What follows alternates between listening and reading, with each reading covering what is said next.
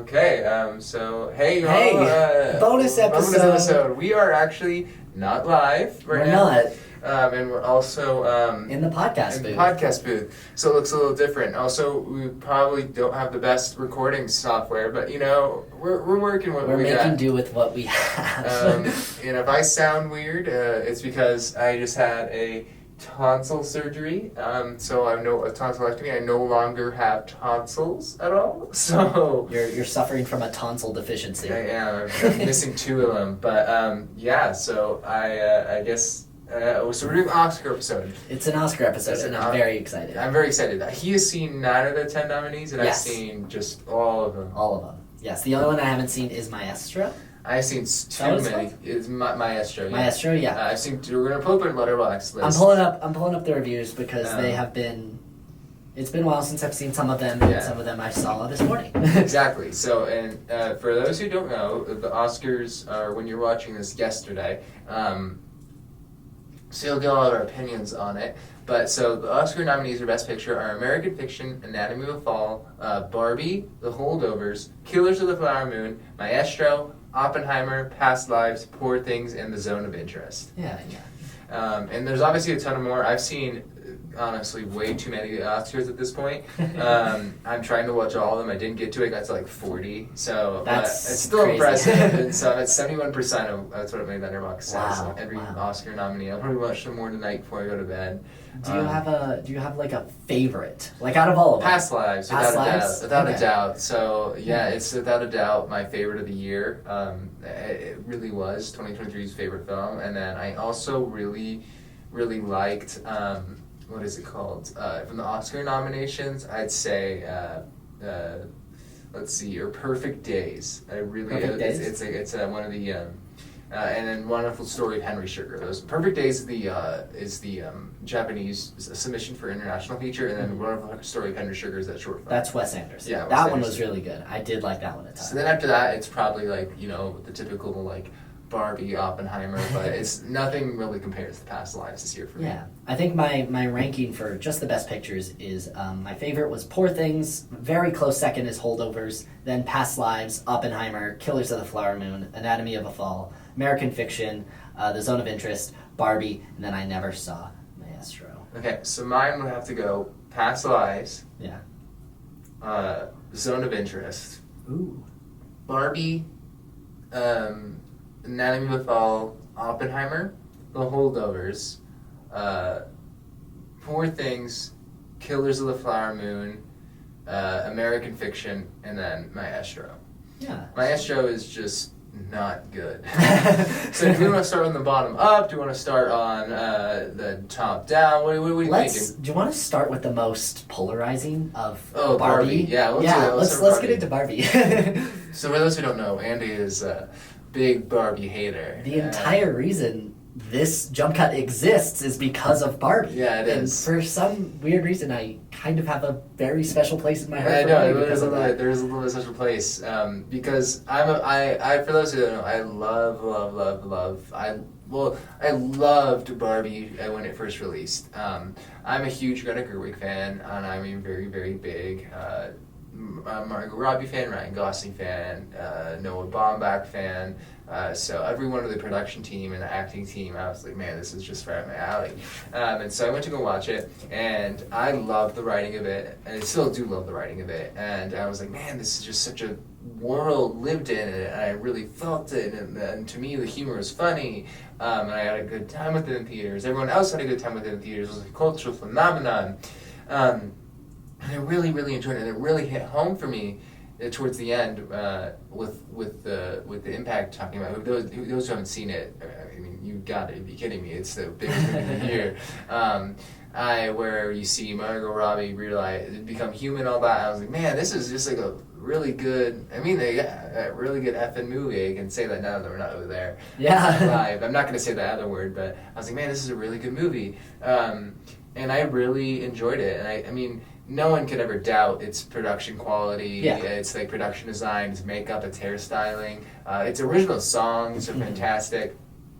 But then I watched it recently, and it didn't fall from grace, but it definitely fell from like that this is one of my favorite movies. This is now the recency bias died out a little bit. Sure. So what happened was I watched Barbie, and I remember the very first thing I said to my friend Braden, who I was sitting next to. I was like, "That was crazy," and he's like, "Yeah, I know," and I'm like, "I can't believe that got actually aired, like published," and he's like, "What?"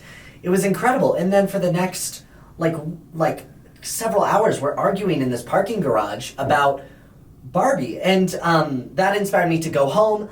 I wrote an 11-page review for it for Letterboxd, and then I turned that review into a script for a video that I posted on YouTube, to which Luke responded saying like, "Hey, here's all the things that I think." I think it would be fun if we read the comments eventually. I'll read that. Actually, I'll pull it up a little bit. And then eventually, I was like, "Hey, this would be a really good podcast episode," or something like that, and that's how Jumpcut came into being. Yeah.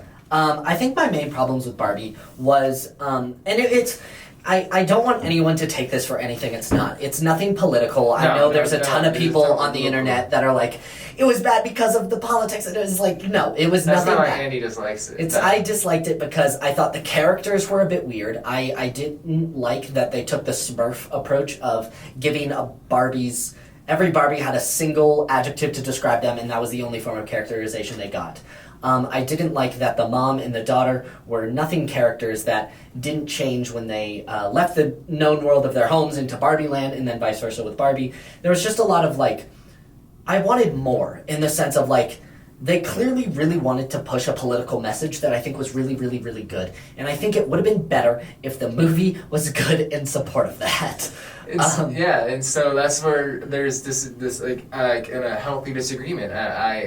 For me, there's this whole big review I have now on Letterboxd. I do too. Where it's I reviewed it and I was like, this film was not made for me. I could not be happier that it wasn't. I'm not a girl. And then I referenced Andy's YouTube video, which is a really good YouTube video. You guys should go watch it. youtube.com/watch?C9D5RT8EZPQ. Just at ands on YouTube. That's easy.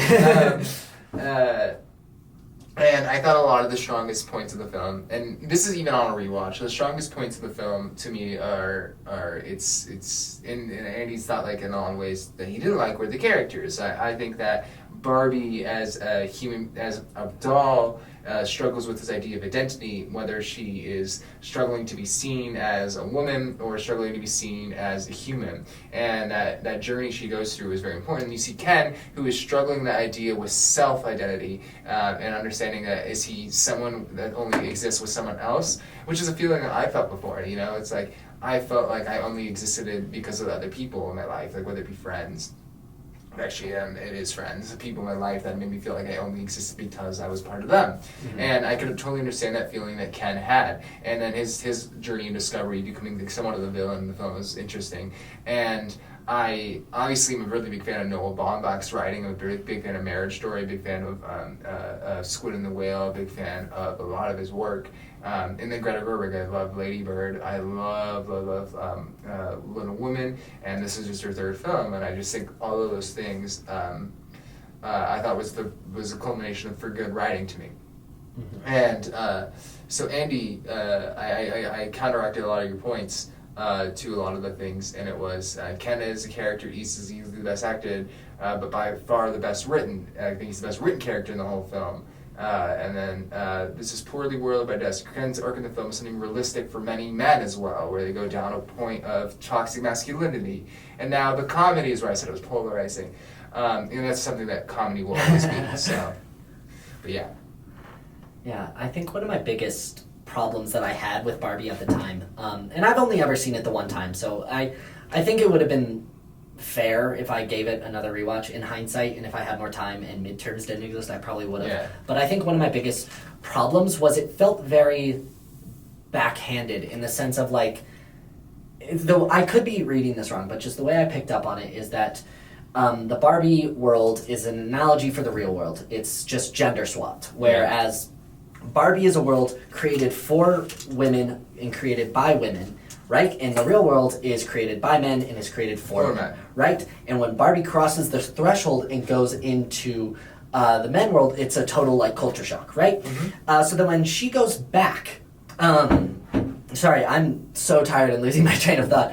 When she goes back, it's this weird like power surge thing where she's like, I'm so sorry, I totally lost my train of thought. Let me pull up the exact quote that I had because I think I worded it a bit better here.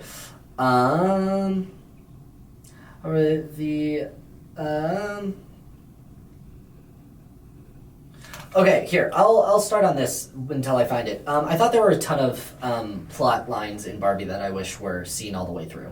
I thought the connection between Barbie and the mom, I wish that connection would have been a bit stronger. I wish the connection between Mattel and like the CEO and the board of directors, I wish that was a lot stronger. I understand that those were people and characters were only really there so that you could have the scene of putting Barbie back in her box to have the symbolism of putting people in boxes. I understand that. I just kind of wanted the characters to have a bit more. And every time I talk to people who like this movie, they always point out to the scene in the bus stop with Barbie and this grandma, and she's like, and they're like, oh, that's the moment that Barbie realizes she wants to spend the rest of her life in the real world. And I'm just like, what are you talking about? She was there for 2.5 minutes, and she was treated horribly for the entire film. It is not, my suspension of disbelief is not strong enough based on Barbie as a character, as we see her, to believe that her entire worldview changes based off of one interaction she has with some random lady at a bus stop. You know? Yes, to a certain extent. And I think that's where there might be misunderstanding amongst a lot of other people, because I don't think I think that point in the movie is where she kind of discovers that beauty isn't just physical or like perceived. It's something that is from within. That's what I take that point as. Is I think a lot of people are like, oh, so she wants to live in the real world. The thing that where she discovers she wants to live in the real world is when she thinks about it for a long time and has the conversation with the real inventor of Barbie. I can't remember her name. Mm-hmm. Handel is her last name. Barbara Handel is the daughter, but where she discovers what she really wants to do, and but yeah. So nonetheless, I think that the point there is that that she really finds out that beauty cannot just be superficial, and it's not just pretty and pink. It's not just I'm doing all this. I'm president. I'm Nobel Prize winner. I'm now. There's human here that is so beautiful just for existing, which also is the original Barbie, which is kind of cool. I always thought that woman that old woman that's the original Barbie, and so and I think that where I'm also going to point into where it's nominated. Let's see here. Let's see where it's nominated. It's nominated for Best Picture, Best Supporting Actor, Best Supporting Actress, Best Adapted Screenplay, Best Original Song, Best Costume Design, Best Production Design. Costumes were really good. No one can ever deny it. No one can ever deny its production design. No one can ever deny its song. Sets were incredible. Yeah, exactly. I'm so glad that they it would have been so easy for them to be just have lifeless CG backgrounds, and the fact that they filming it on the I can't remember what it's called, but that Mandalorian studio thing. They could have totally done it there, but they decided to build those real sets, and it really feels real. It shows. It shows, and it shows there's a bunch of care to that production design team. And I definitely think it could win. I think it probably will win. It's that in competition with just Poor Things, I'd say, for production design. Yeah, they were both incredible. Back to my point earlier, I found the quote. I'm locked in now, you guys. I wrote, the Barbie world is a metaphor for the real world. Barbie is in a world made by women for women, and the men are shunned and pushed aside. The men attempt to flip the status quo and end up realizing that the women being in charge was the right thing all along. It is just a social commentary gender swap for the real world. Our world is made by men for men, and only in the past 50 years have women's rights really been brought to the forefront, challenging the status quo. However, the message of Barbie suggests that women will realize that it is too much work and that men should just continue doing it anyway. And I thought, and I could have been reading that wrong, but I thought that was a really weird message to put in a Barbie movie, and how that is not something I like. And I think that I don't just fully disagree with you on that point, because towards the end of the film, it's like they say, oh yeah, you'll eventually have as much power as women have in the real world. And that quote always sticks with me, because it's like, to me, like the whole point of the movie is about equality, not just one gender over the other. And a lot of the internet discourse was one gender versus another, which is guys, we're not going on gender war right now. We don't need to do that. It's just like it was something that I thought was just stupid and dumb, and then that point you make is so strong because I do think that's a very valid point, because at some point you're questioning if they really are like showcasing equality, or if they're just trying to showcase that as a joke, or it's a weird point to make towards the end of the film. Yeah, I wish that would have been handled with a bit more care, because I don't know, I don't have any sisters, I don't have like any women in my life other than my girlfriend, but I can't imagine being a little girl and watching, like my little cousin, she and all of her friends saw it opening day, and I can't imagine her walking away with the message of, oh, I know women's rights are at the forefront right now, but we'll die out on it in a few years. I feel like that's a really bad thing that I don't want anyone walking away with. And I think that's something that is very not well that people took away from it. I think a lot of people took away the message of finding yourself and finding what you find value for. And I want that to be the I think that's message. the main majority message that most people took away. So there's a lot of value in knowing that. I don't think many people took away a negative point of view, besides a lot of toxic men online. Yeah, maybe I'm a toxic sexist, but another thing that I thought was really crazy is the entire movie was focused on be yourself, you are enough, I am Knuff was the whole joke of it. And what I really, really, really didn't like is, seemingly only for the joke, Alan is not a Barbie, Alan is not a Ken, and Alan is treated so bad. Even at the end of the movie, Alan is treated horribly.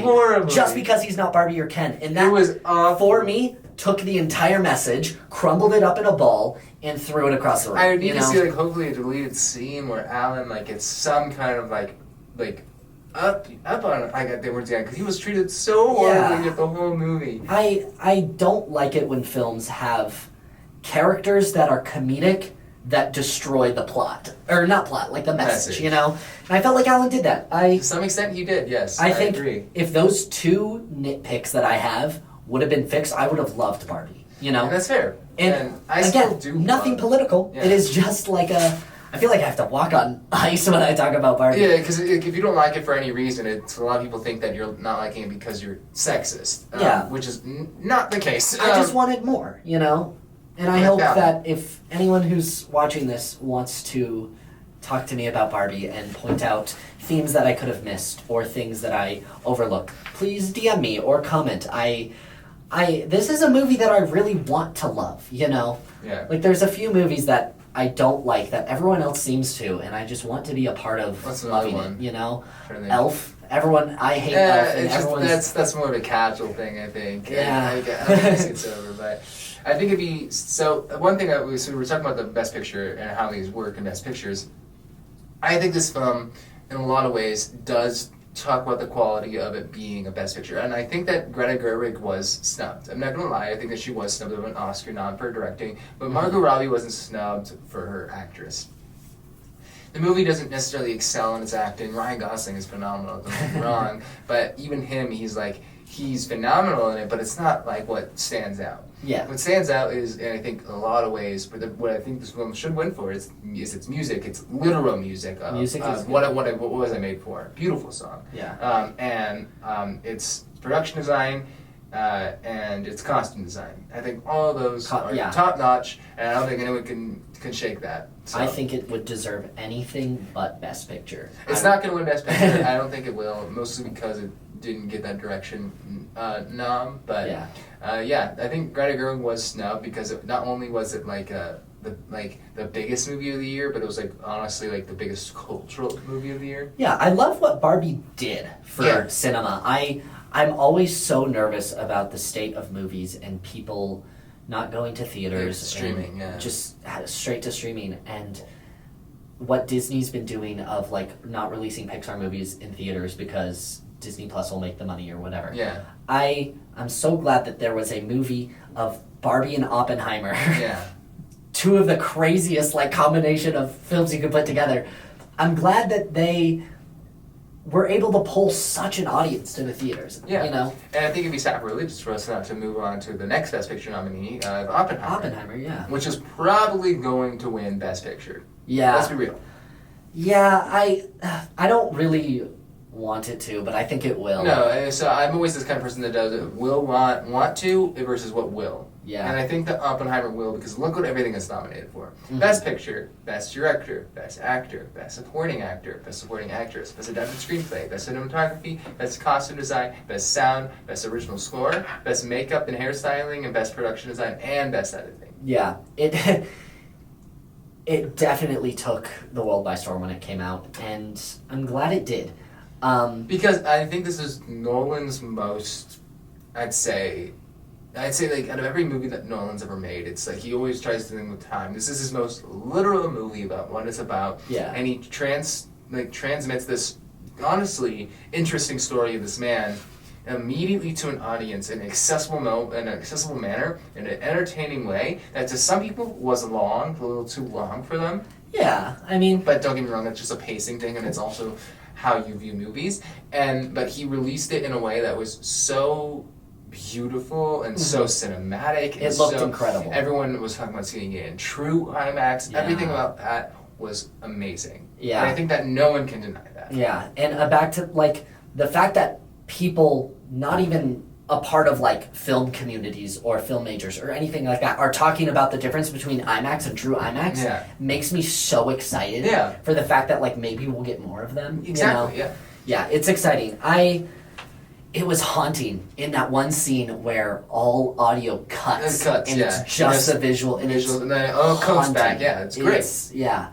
I loved Oppenheimer, don't get me wrong. I really, really, really I'm also loved an Oppenheimer fan. Like, I think it's a great movie. It's one of my favorites of all time. I have a little game theory about it, though. What's your game theory? This is just a theory. That was also, stupid. he retired today. Yeah, it was so sad.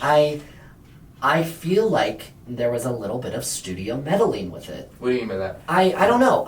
It's hard to really put into words. I feel like there are so many movies that are so unapologetically, authentically Christopher Nolan.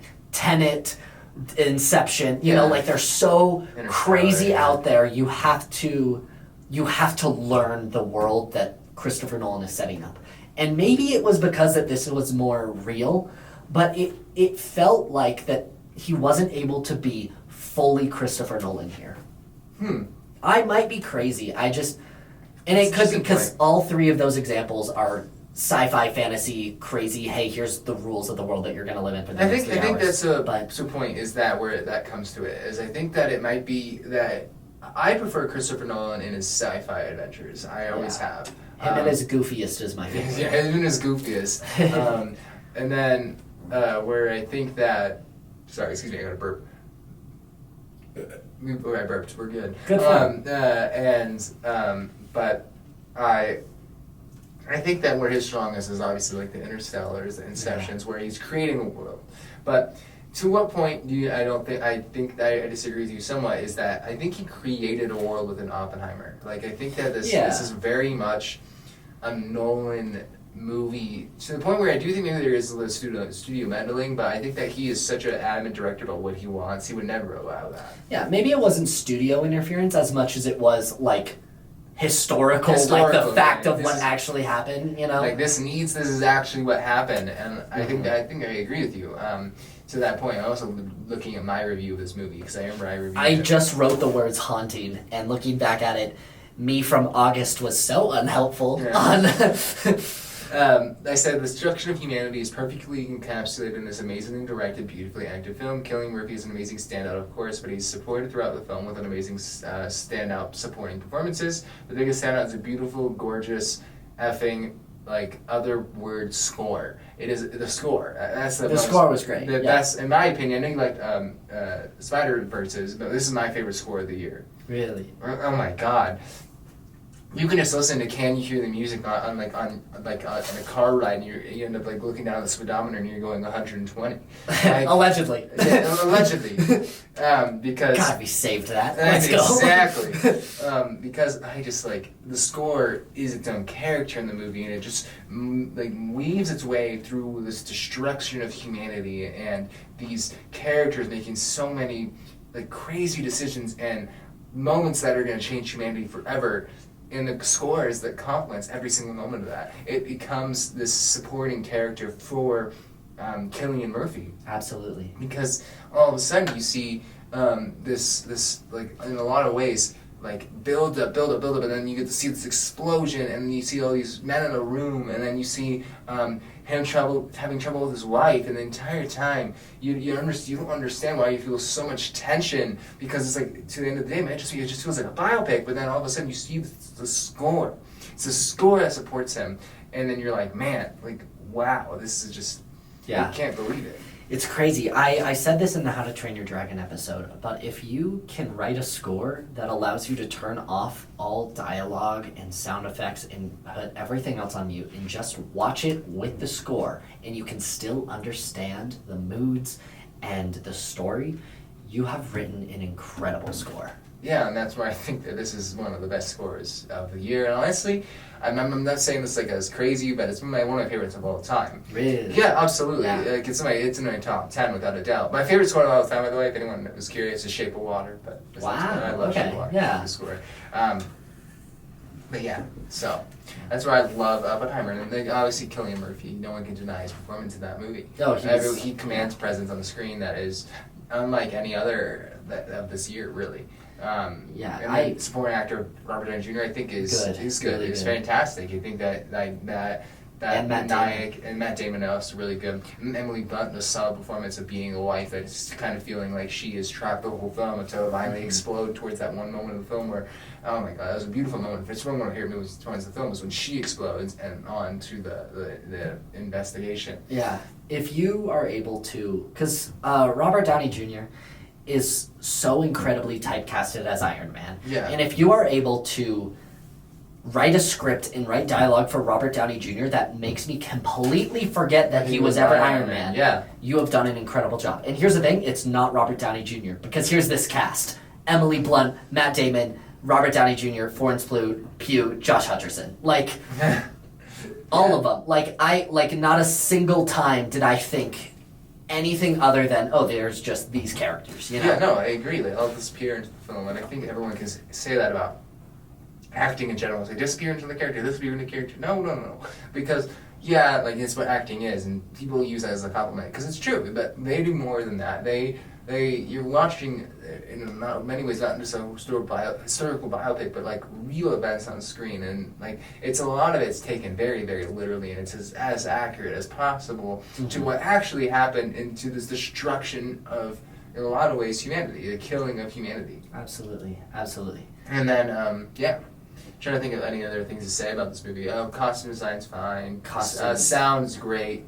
You can't deny that sound. It's not my favorite sound of the year. My favorite sound of the year goes to the Zone of Interest. If you can watch this on a 4K Blu-ray release and you don't have the like compression of HBO Max or whatever, do it. Yeah, I'd recommend it. Yeah. I've actually not seen it since theaters. Really? Yeah, I watched it. I haven't either. Yeah. So what was your favorite? You said it was Poor Things? Poor Things, yeah. I want you to talk about it. Yeah, okay. It's also a frontrunner, by the way. It's a frontrunner for a lot of things. It is. Yeah. Okay, so here's the thing about Poor Things. I loved it a lot, and it was really, really hard for me to understand why. My review says, starting in black and white film and switching to color as she, quote, goes on her journey, her world becomes colorful, end quote. I thought that was beautiful. Yeah, absolutely. I will always the cinematography is almost fantastic. I will always love the cinematography, but I really wasn't able to put, while writing this review, I wasn't able to put into words how this movie made me feel. You know, I wasn't able to figure it out, and it wasn't until I was reading other reviews that I came across this one. Let me read it. It says, it's interesting knowing a movie will be your favorite of the year long before you ever get to watch it. Poor Things is a stunning story about discovery, so much discovery. It's a movie that can juggle a billion aspects of life, moving on from one to the next so seemingly, and how we do with our everyday lives. There's so much humanity found in this movie about a sewn together reanimated corpse. What drives us what makes us curious, what makes us feel good, and why. Bella Baxter has an arc many directors and storytellers spend their entire careers trying to capture. She learns, she matures, she's void of all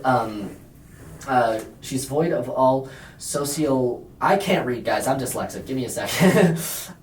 It makes us second guess our daily lives. It's hilarious that every time I think I have a favorite Emma Stone performance, she just outdoes herself in the next project. And I feel like that did a really good job of like kind of putting into words how I felt. There hasn't been a film that I really felt like was a real coming of age film that I felt encapsulated what it meant to grow up. You know? Yeah, and she literally grows up throughout the film. She grows up throughout the movie, and I think that. I saw a funny review. So this is an R-rated hypersexual Barbie. Oh wow. Yeah, that's it. But for me, my review of it was stylistically, beautifully, arbitrarily outrageous, hypersexual, and primordial as hell. Because to me, this film goes through all this idea of discovering yourself, and from the beginning of Inception to the ending of understanding yourself, to being primal in the sense of this movie, by the way, is hypersexual, very hypersexual. Yes. Oh, I think it's the most sexual movie I've ever seen. Not in a bad way. It's not like a bad thing. It's not like a 50 Shades of Grey. No, it's a really weird type of sexual. It's a sexual that like is really uncomfortable. Yeah, at times. I was gonna say I called it primal. I very called it much in this way that. It's whether that be primal. So like I say this, the Frankenstein monster of this film finds her purpose. Yes. Initially, her purpose was sexual. Her purpose was finding pleasure in a physical sense sexually. And then the philosophical purpose that she attempts to find throughout the rest of the film as she goes on this discovery of herself, as she finds herself. So she initially becomes this very much simple-minded being that only cares about like simple pleasures. This person, Mark Ruffalo's character, is giving me the simple pleasures. I'm doing this, and then she starts discovering more people, and then she starts to see the world. She explores, and then it becomes beyond sexual. It becomes something more psychological to find that her perceived purpose through the eyes of others. Yes. And I think that's something that we all discovered. And we don't obviously all start out from the age of 3 having crazy sex, but you know what I mean? Yeah. And so. I think that that's a really cool film, and I think that she has a lot of men in this film trying to control her, and also a very big purposeful thing that Yorgos does is that he has a bunch of these men that are trying to control her, and the men that she learns from the most is one of the men that just didn't care about her, which was I can't remember the character's name, but he's on the boat. He's the old woman's friend. Yes. And it's a man that he was just like, man, this is just like he's a narcissist. Yeah. And I think she learned a lot from him, but she hated his ways of idealizing narcissism. Yes, absolutely. I think. Again, this is just one of those films that's really hard for me to put into words on why I think it's so incredible. You know, it's really difficult for me to like, because like we can go like a visual aspect, like anything that is shot on film, I will always think it's better. Anything that uses fisheye in a really, really, really cool way, I will love. Anything that switches from black and white to color and just plays and just goes as goofy as possible, I love. I love the goofiness of the science that doesn't make sense. I have a YouTube video somewhere from like 10 years ago who's like, my favorite thing in movies is when they have BS science that doesn't make sense, but they try to justify with this goose pug. It's like cross-species genetics type. Yeah, I love it. Absolutely agree. I think that, and its visuals are stylistic as hell. They are so stylistic, and I love them. The production design, again, it's nominated for production design. It's nominated for, let's see here, Best Picture, Best Director, Best Actress, Best Supporting Actor, Best Adapted Screenplay, Best Cinematography, Best Costume Design, Best Original Score, Best Makeup and Hairstyling, Best Production Design, and Best Editing. And all of those are absolutely deserving. It is makeup and hairstyling are beautiful. Look at Willem Dafoe. Oh yeah. Look at the production design. Look at everything in the film is so constructed, so beautiful. Bella has some incredible costumes. She does, and she's a great actress, and Emma Stone, who's also one of the front runners. It's between her and Emma Stone's incredible. She is something else. Like it is. I'm watching this movie and I'm like, I could never. Yeah. Like I acted at one point in my life. I was a theater kid. Never in my life could I do what she's doing right now. Not only is she being like obviously very primal, but she was also being intelligently primal. And it's not just the script. It's not just the words that she was given. She is able to give the difference between love and lust through her eyes, through her emotions, through Physical action. Yeah. Like this movie, and I think it's really good. It's like I don't know many movies that try to tackle this. Like there is often a huge confusion between the concepts of what is love and what is lust. Yes. And I think it tackles it head on and it just goes for it, and it is so.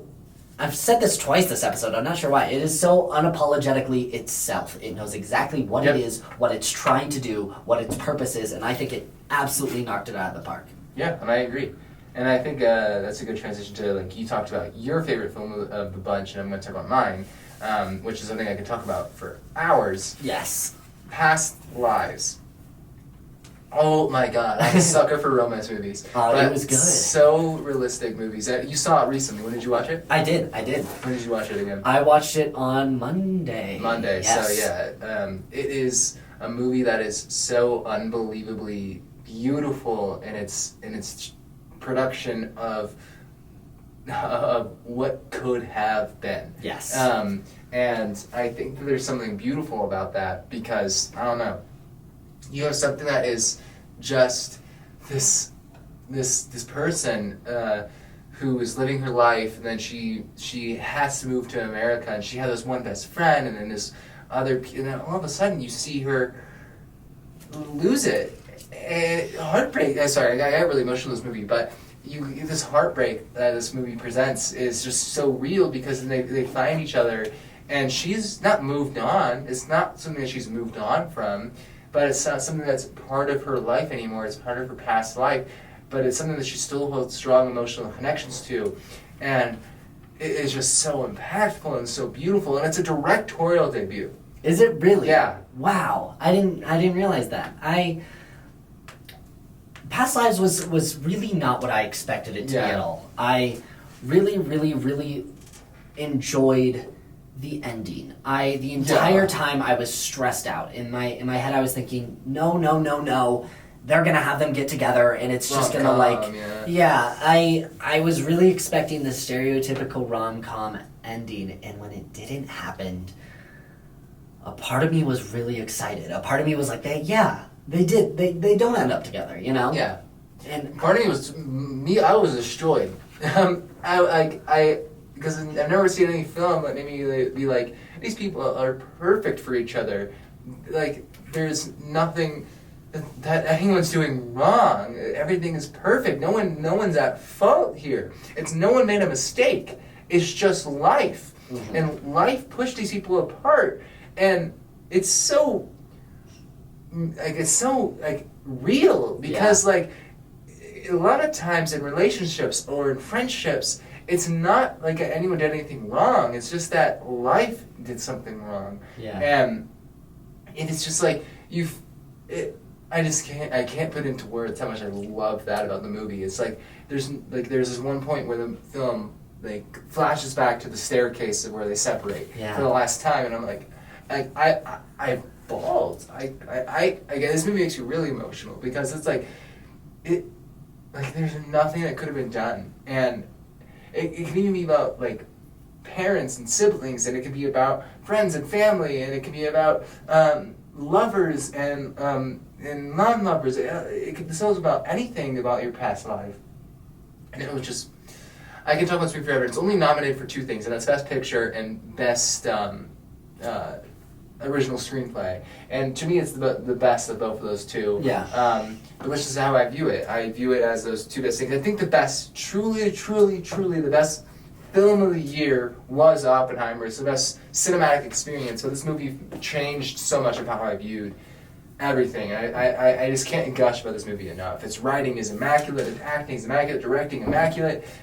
It's something that I view so perfectly. Yeah, I think it was the film that made me think the most, you know? Mm-hmm. There were a ton of films such as Poor Things or Oppenheimer that made me think ahead. Mm-hmm. How can the actions I make today affect my future? Yeah. Whereas this one, complete opposite. And it was the only one to do this that made me think of, what have I done in the past that affects my present, you know? And I think that's a very, very, very important thing to think about sometimes. And it's not one that I often have the chance to, you know? I loved it. I want to immediately watch it again. Yeah. I think what I had a lot of difficulty on with all of these Oscars is a lot of them weren't in English. And and that's fine. I love foreign films. It's just I am super, super dyslexic, for those of you who don't know. So foreign films have always been a struggle to me because I can't read very well.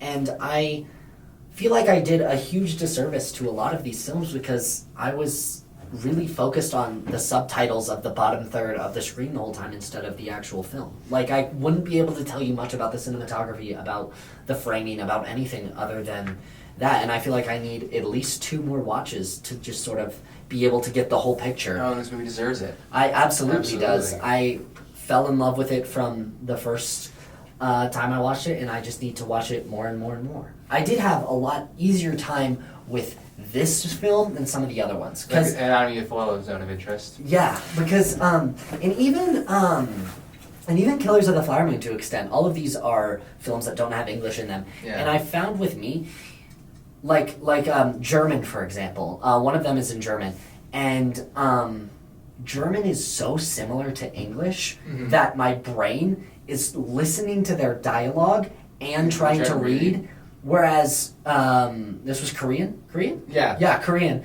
It sounds nothing like English. I can completely kind of tone out everything except for tone, you know? And again, that's just gonna have to come with me learning to read, I guess. Yeah, maybe, man, just read better. Maybe that's my problem. I just need to watch them more. And I feel like I gave a lot of these films I didn't do them justice by watching them one time. But you know? you do them justice by watching them. That's what I'm trying to say. I think that's a really big point to me, is you do them justice by simply just watching them. But then, I guess we're just moving on to one of the other foreign films, Anatomy of a Fall. I think this is one of the films I can say the least about, with also saying the most about. Yeah. It's just, it's about the woman that is, blamed for her husband's fall. It really is the Anatomy of a Fall. It was so... I think that was exact to my review. It was spot on with the title there. That's exactly what it was. Nothing more, nothing less. That was my review. And I think this film was so deep... I'm going to read my review. The film was so deep and convoluted that plays in the tropes of many different genres, from crime to mystery to family drama to courtroom drama. But it doesn't take those tropes lightly, and it rather works them all together all at once in the best way possible. There are moments in this film where I'm like, damn, those are some good actors. And I truly mean it. Mm-hmm. One of the best child acting performances I've ever seen. Yes. Absolutely. And those hold their weight. But there were moments in the film that dragged and felt unnecessary, like that one part of the film where she has a will they, won't they with her lawyer. It's like, was that necessary? Yeah, it's like, why is that there? And to a certain extent, I'm watching this movie, and this movie is so deep in the level of did she do it? Did she do it? Yeah. And then it's also so shallow in the film. It's where I'm like, I watched it, I enjoyed it, I'm never going to watch it again, but I enjoyed it. I enjoyed the moment I watched it with. It's a French film. I think that it did everything it wanted to do perfectly, and there's no problem, nothing wrong with that.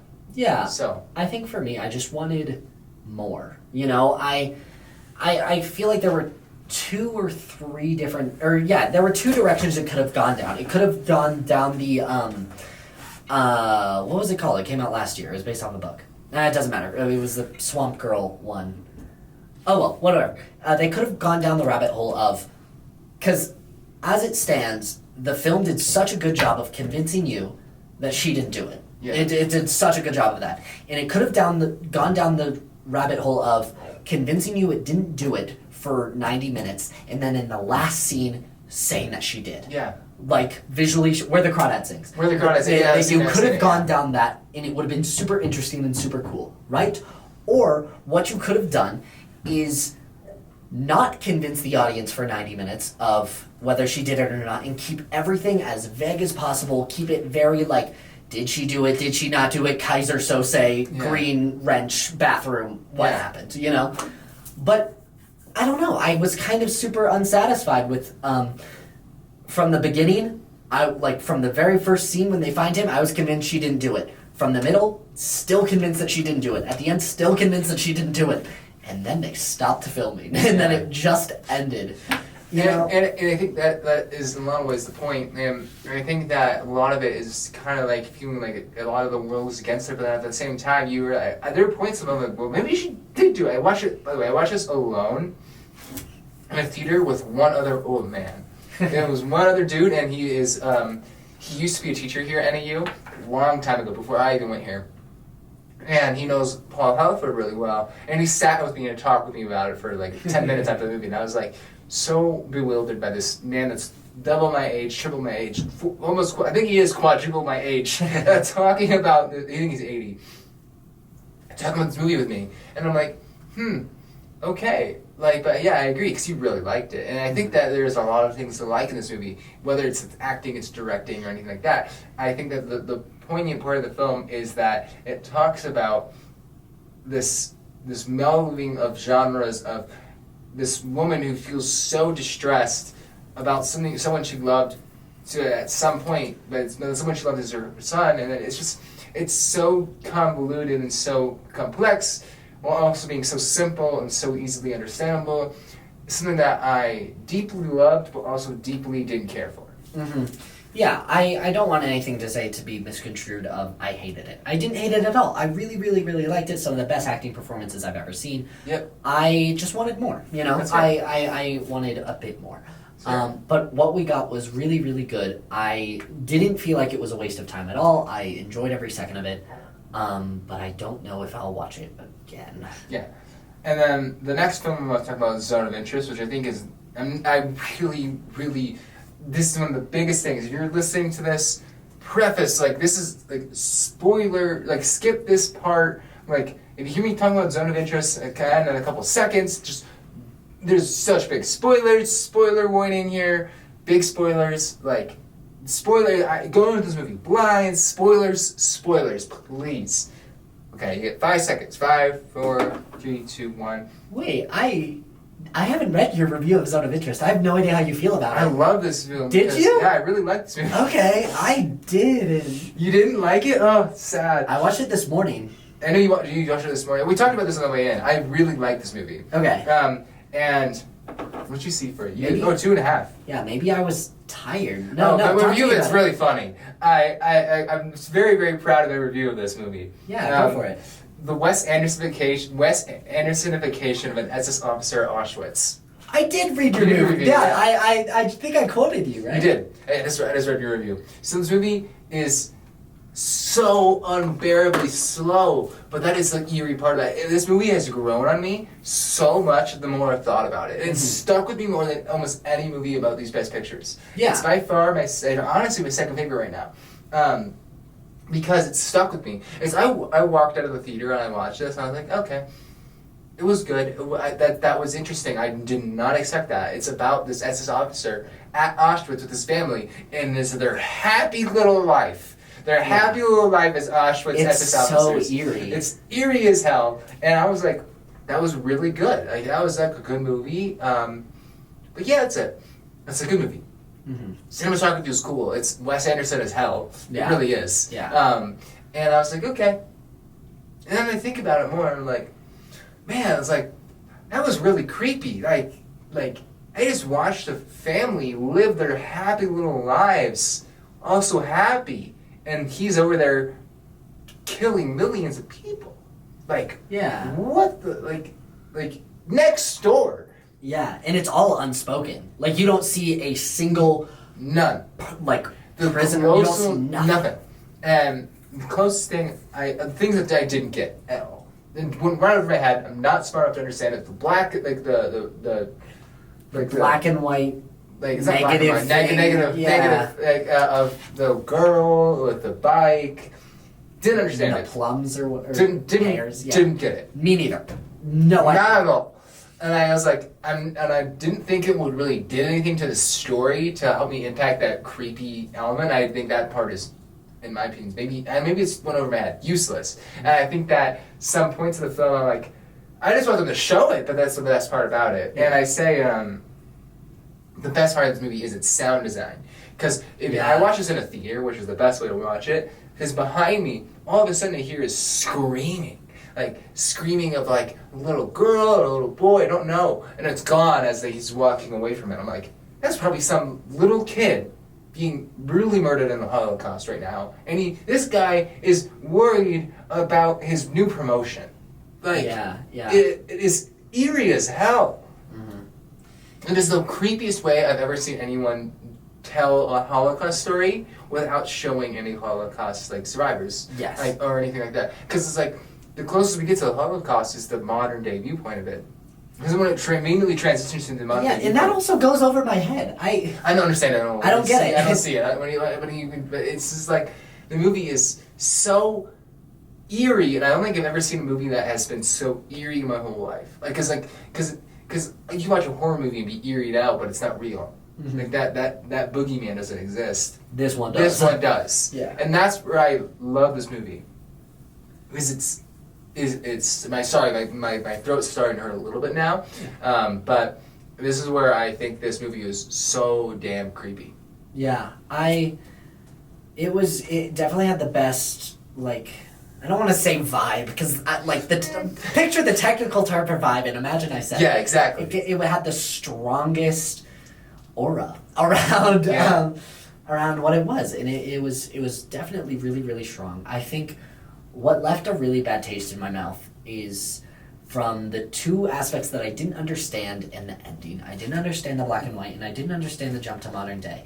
And I feel like if once I understand those, like maybe some video essay or whatever, I think it'll probably jump a bit higher in my mind. But here's like major spoilers. Luke already gave you your whole bit. Here's bar for bar how it ended from my memory.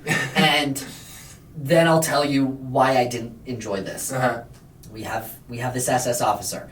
He's running downstairs. He just got off the phone. He's running down the stairs, and he starts almost vomiting. Almost. He's like so close. He's so close to vomiting. And then it cuts to modern day, and they're setting up the Auschwitz Museum with like the ropes, and they're cleaning the windows. And that was also super eerie how none of the people who cleaned, like, they were also like emotionally detached from what they were doing. Mm-hmm. And I understand if you have that job, you probably have to do that. Yeah. But it was just such like a polarizingly different set of like, oh, we're in the modern day now. Okay, let me just adjust accordingly. Yeah. And right when you start to think that it's going to finalize the movie by having like a modern day retrospective on the effects of this one man, it jumps back to the guy. He starts almost vomiting again, never does, credits roll.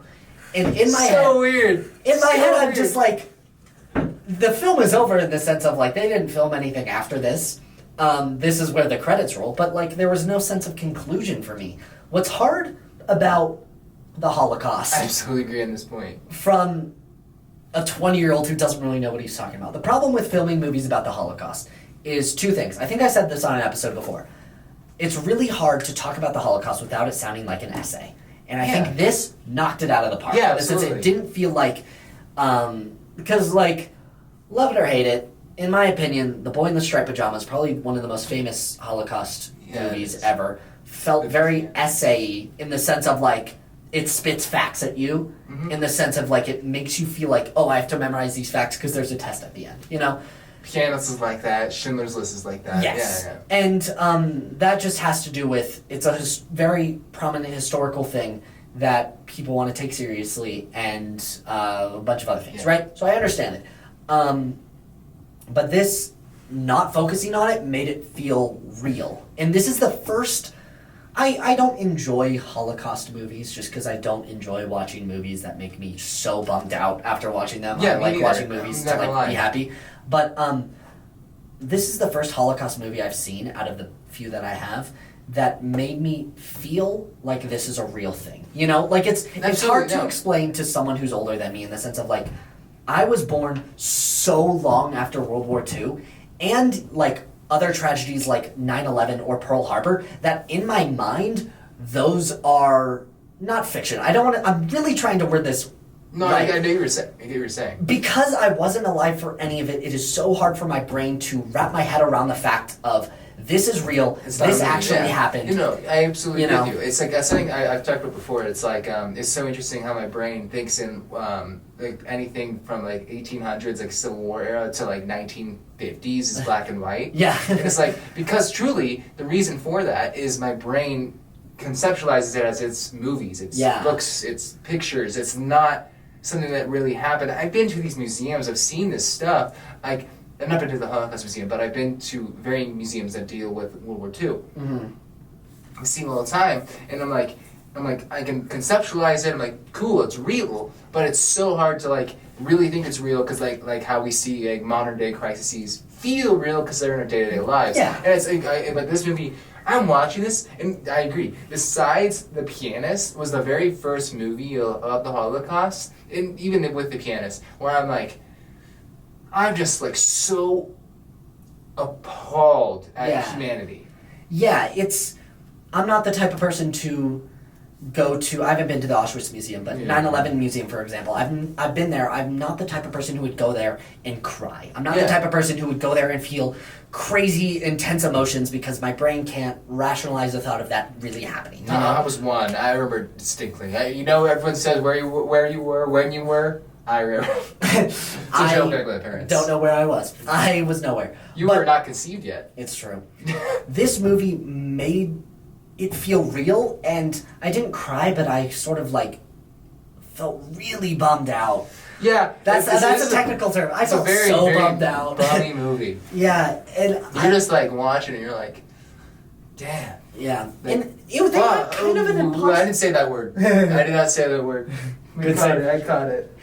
I'll bleep it in post. I'll bleep it in post. Maybe, I don't know. I didn't finish the word. What's fun, or not fun, what's hard when having a Holocaust movie, in my opinion, is there is only one period of time you are able to really tell a Holocaust story, and that is the last 10 years of the Holocaust, because you need a conclusion. Yeah. And this one didn't feel like it had a conclusion because there was no end. No, you know? That's my biggest ick with. I hate to say that I said that. It is. I'll bleep it out too. Yeah, there we go. Because I'm watching it and I'm like, I didn't feel a sense of. Sounds weird, but justice. Like I wanted this dude to get his comeuppance. I wanted to see like the Allies roll in and stab this dude through a bayonet. Like something like that. The bayonets they used in World War II. Sure. You know what I mean? Yeah, it's like yeah. That idea of like, I wish that I don't know, this horrible human being would have just died. Yeah, and I it think felt that, unfinished. and I agree, but I still loved it, and it's one of the movies that stuck with me. And I genuinely, I really do believe that there was a conclusion, and there was a deeper meaning behind all of it that is going completely over my head. My head too. You know? The negative scenes, no idea. The ending of him throwing up, then seeing the live action, because it looked like he saw it. Yeah. And I was like, huh, what the heck? And then, I don't know. And then, I don't understand it. I just need someone smarter than me to explain it Me to too, me. and then I'll be like, then this I'll is watch the best it movie again. ever. Yeah. So we have 4 movies left. Yeah. American Fiction, The Holdovers, Killers of the Flower Moon, and Maestro. I'll cover Maestro real quick. Yeah. So horrible movie, don't watch it. It's a waste of your time. It is a waste of your time. It is Oscar bait. That's all it is. Bradley Cooper gives an overacted performance that is unrealistic. It feels horrible to watch. It's too long, paced horribly, very, very poorly supported acting, and it is such a forced movie. Don't watch it. Let's move on. Okay, yeah.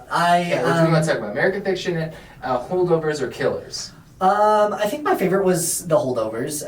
Yeah. Killers was so mid, and I didn't enjoy American Fiction. I didn't love American Fiction, but I did like it. Yeah, okay, maybe I'm being dramatic. It was fine. I think it's one of those movies where I was very glad I watched it in the theater with my girlfriend Jordan, and I was like, man, this is a good movie. Like, I had a great time in theaters with this. Yeah. Like, it doesn't do anything wrong in the sense of, like, I think it says bad, it's not doing anything wrong, but it's not doing anything amazingly. I think that Jeffrey Wright is the most underrated performance of the year. Yeah. I think he is phenomenal in it. Yeah. I think it makes a great commentary, and I think it's a funny movie. And I think that the movie is strong in its message, but it doesn't really go beyond that. Its score is actually really good. It's a jazz score. Mm-hmm. I think that's really strong, and I really enjoyed everything that it brought to the table for that. and I loved my time while watching it, but I've not thought about it since. It was very, very forgettable. I remember arguing with my roommate on the drive home about... Did Adam watch this with you? Yeah, Okay. yeah. There was, on the drive home, it was so forgettable. I was, really passionately arguing about this one point about the ending and how it felt like a very meta way for... I don't remember... I hate the ending shows movie. I really don't like it. I made the argument that the ending felt like a real-life fight between the director and the producers of being like, you should end it like this, and then they're like, no, we don't want to, and then giving them exactly what they want, while giving the middle finger. That's what it felt like. But I don't remember what it was. I watched this January 28th. It's been less than a month, and no, it's been more than a month. Gone. Yeah. It is so gone. I don't remember it at all. It wasn't very memorable. That's the thing. It's not a very memorable movie. I think that it's nominated for a couple of good categories. Best Picture Actor, Supporting Actor, which is very deserved. Sterling K. Brown's fantastic in it. Yeah. Adapted screenplay and original score. I think its score is phenomenal. I think that it's Jeffrey Wright is really, really good in this. Sterling K. Brown demands his presence. He brings a lot of comedy that is needed to this movie that without him would be so drab and boring. Yes. And I think that Jeffrey Wright was phenomenal, and I think that he just showcases that he's a great actor and an A-list actor that should be working today. And I enjoyed it. I enjoyed my time in it. Didn't like the ending, and I liked watching it with my girlfriend. It was a good time in the theaters, and that's pretty much all I can say about it. Yeah. I wrote, really good film until the ending screws everything up 10 minutes before it's over. It tried to hide under a layer of irony, and I understand the bit. The ending just left such a sour taste in my mouth. It felt like the film was fighting with itself the whole time. They had a story to tell, but producers wanted something different. It was rushed at times, and I want producers to stop screwing with writers/directors' visions, please. And reading that out loud, I remember what I was talking about. So the ending, correct me if this is wrong. The ending goes a little something like, okay, so the whole story is this guy, he writes a book that he doesn't like, and he's doing it under a pen name, and it's kind of a whole joke for him. He gave the writers, or the people publishing his book, exactly what they wanted as a joke to prove how stupid it was. And it went viral. Yeah. And at the end, he walks up on a podium, and he says, the person who wrote whatever the book's title was, and then it cuts to black. And it stays black for 5 seconds. And I'm like, oh my gosh, what a great ending. Great movie, I'm so happy. And then it comes back. Mm-hmm. And then it's like a conversation between some movie guy and him, and he's like, oh, well, it needs an ending. And he's like, oh, I left it ambiguous for the audience to think for themselves. And he's like, no, we need an ending. And it felt like a real conversation that they had on set, and they just, F you, we're just doing this. Then he gets shot, and then he leaves. I can't remember the other ones, but... It tried to hide under that layer of irony, and if my game theory number 2, if my game theory is correct, that blackout was supposed to end the film, it would have been great, because... Yeah, I think so too. I also... yeah. No, I agree. I completely agree. I think that's a very strong point to make. I think that that point of the movie, and it's like, I'm like, man, I enjoyed it. It was a good movie, interesting point, and I just kind of felt like they didn't switch by the ending. Yeah. Producers, people in charge, if you're watching this, take advice from me, someone who has never worked on a professional... That's not true. Who has worked on one professional film in his life. Please, please, please, let directors do their thing. Just let them do their thing, Exactly. Because guess what happens when you let directors do their thing? They make good movies. You get the Grand Budapest Hotel. Yeah, right? Liz. That's what happens. He might win his first Oscar tomorrow. Yeah. So what else do we have? We have Killers, and we have... Holdovers. Holdovers. I love the Holdovers. Holdovers is a new Christmas classic. I will watch that every single Christmas, and I was I had a smile on my face the whole time because it felt It is the so most real. easily recommendable movie I have on this whole list. I can't recommend American Fiction to everyone. I can't recommend Anatomy of a Fall to everyone. Barbie, Killers, Maestro, Oppenheimer, even Past Lives, Poor Things, Zone of Interest. Can't recommend those to everyone.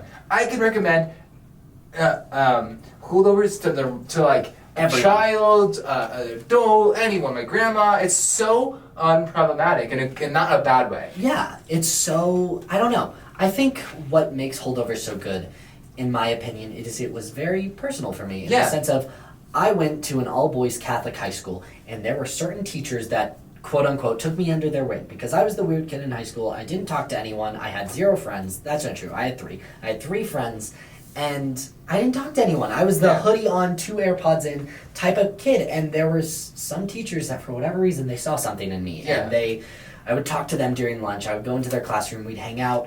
My art teacher, my art of film teacher, shout out both of you, Nice. Mr. Novinsky, Mr. Trafton, they were great, and it felt very real in the sense of a very strict tuck in your shirt type high school that I went to. Yeah, having absolutely. teachers that my teachers were incredible. They were never that level of like strict, but just having a one-on-one connection with a teacher is something that is very, very special. And it's something that I also, my parents are both teachers. And so that's something I love about education is that having that connection with those teachers. My dad's made this connection with students, and he's now 30 years later, we're in a Costco. He's like, Mark, down, and my dad's like, huh?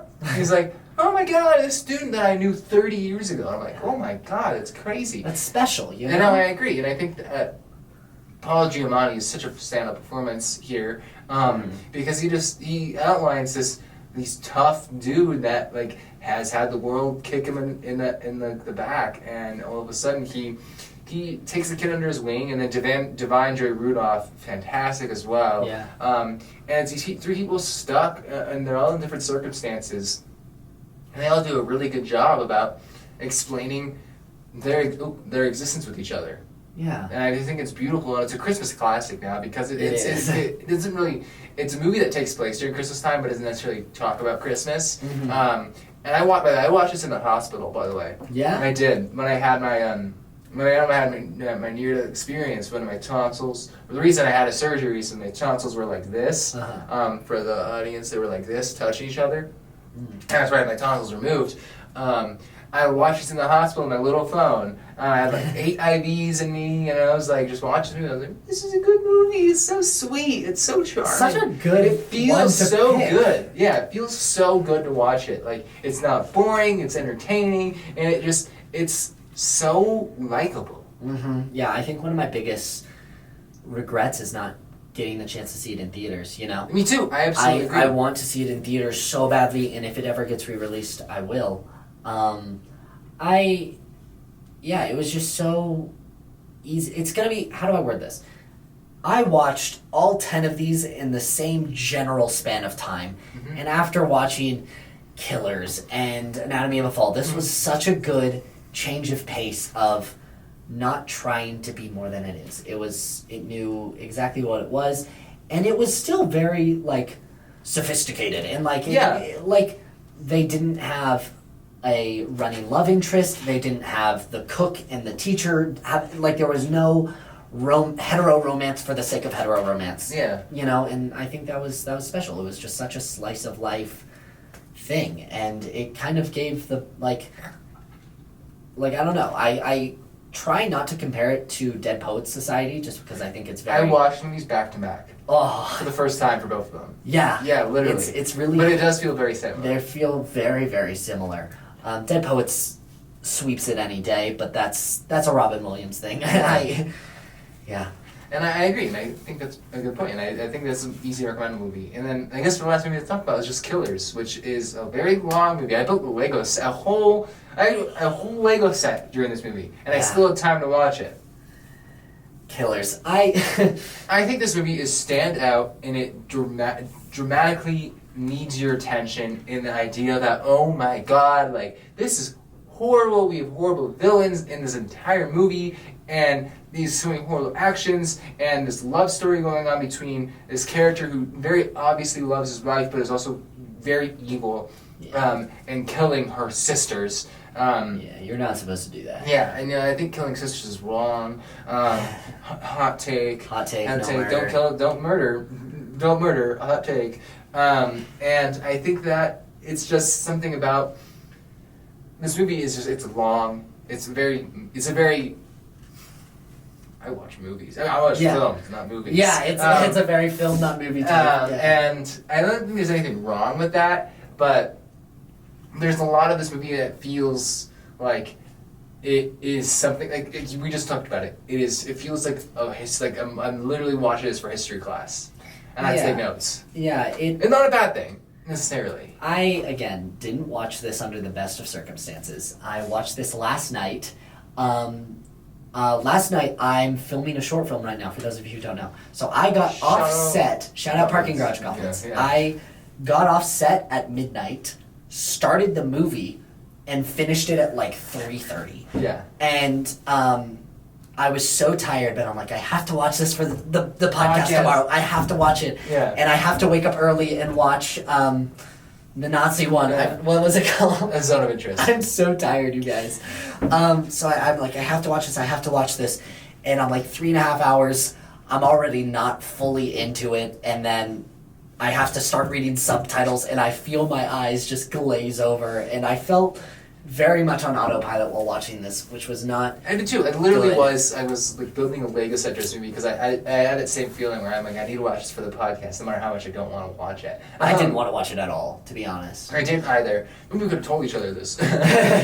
But ultimately, it's a fine movie. Yeah, it's good. It's good. Like I'm not gonna ever watch it again. It's definitely better than The Irishman, thank God. But I don't know. It just it insists upon itself, Lewis. It does. Yeah. And I think that much of the film was trying to conceive this horrible atrocity, and I didn't like that it was painted from Leonardo DiCaprio's point of view. I really wish it was pointed from Lily Gladstone's point of view, because I feel like a lot of the movie, we get all the bad stuff, we don't get a lot of the good stuff about the Osage people in the film. Yeah, again, this might be under the crazy situation I watched it under, but there were so many things that like happened that I was like, wait, what are the motivations behind this? Like, I didn't understand why the wife wasn't mad at whatever his name was for killing the sister. Like, during trial, he's locked away, he's talking about killing, yes, I hired this person to kill this person, yes, I did all of it. He admits to all of it so that he can get immunity. And then the wife's like, bring it in, let's hug. I'm so sorry for the inconvenience of your trial. I didn't get it either. Like, I didn't understand it. The only reason she breaks up with him, essentially, is because he poisoned her. Yeah.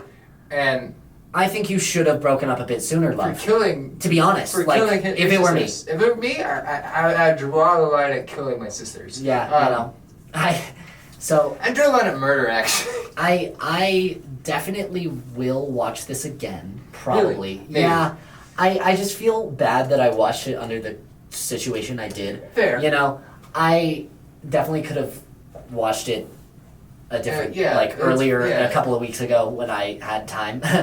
But, yeah, there was just so many moments like that where I was like, wait, you hired this person? Because I don't know if you've seen the joke of Attack of the Clones, where it's like, Palpatine wants to murder Padme, so Palpatine hires Dooku, who hires Jango Fett, who hires some shapeshifter, who hires a droid, who hires the 2 bugs to kill Padme. Yeah. You know, that's kind of what it felt like. It really did feel like that. This person hires this person to do this person, to kill this person. And there are so many people doing so many different things. He hires like 4 different people to kill a bunch of different people. And there's just so many moving parts in this machine of a movie that I kind of got lost. Yeah, that's how I feel. I genuinely feel like that same way. I feel like that, and even though it's nominated for so many different things, I feel like the only thing that might win is its Lily Gladstone performance. Mm-hmm. She was great. She was great. Between her, everything. Everyone did great. There's something bad about this movie. It just feels so strenuous as a viewer. Yeah. And I think it's a testament to the subject matter, but also it's something that wasn't the most enjoyable thing for me to watch. Yeah, I agree. I don't know, but we covered all of it. My prediction, Oppenheimer's going to win. My prediction is Oppenheimer's going to win. My pick would have been Past the Lives. Yeah, I think Oppenheimer's going to win. What I want...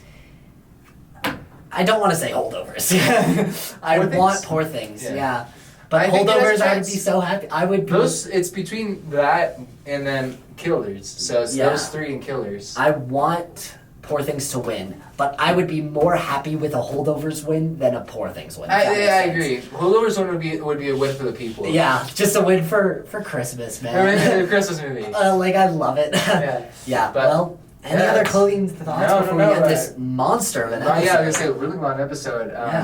But yeah, nothing. I mean, I'm chilling. Yeah, well, I hope you enjoyed bonus episode. Enjoy the Oscars. If you made it this far, comment for the engagement. Comment what you think will win and what you want to win. Yes. Assuming that this comes out before tomorrow, which it won't. It won't. But when it comes out after, pretend you didn't see the Oscars. Yeah, just pretend. Exactly. Yeah. Thank you for watching and listening, and we'll see you soon with another special episode, allegedly, maybe. Maybe. Yeah, Yes. we'll see. Yes, we'll see. Okay, bye. Love you guys.